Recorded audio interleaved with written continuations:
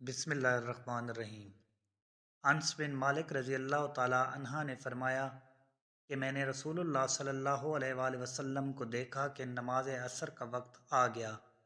لوگوں نے پانی تلاش کیا۔ جب انہیں پانی نہ ملا تو رسول اللہ صلی اللہ علیہ وآلہ وسلم کے پاس ایک برتن میں وضو کے لیے پانی لایا گیا۔ رسول اللہ صلی اللہ علیہ وآلہ وسلم نے اس میں اپنا ہاتھ ڈال دیا اور لوگوں کو حکم دیا کہ اسی برتن سے وضو کریں۔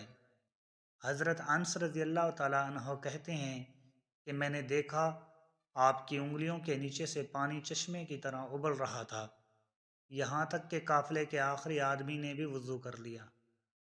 صحیح بخاری حدیث نمبر 169۔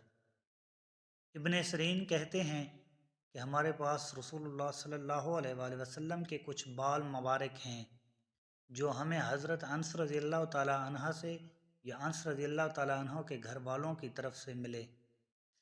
یہ سن کر عبیدہ نے کہا کہ اگر میرے پاس ان بالوں میں سے ایک بال بھی ہو تو وہ میرے لیے ساری دنیا اور اس کی ہر چیز سے زیادہ عزیز ہے۔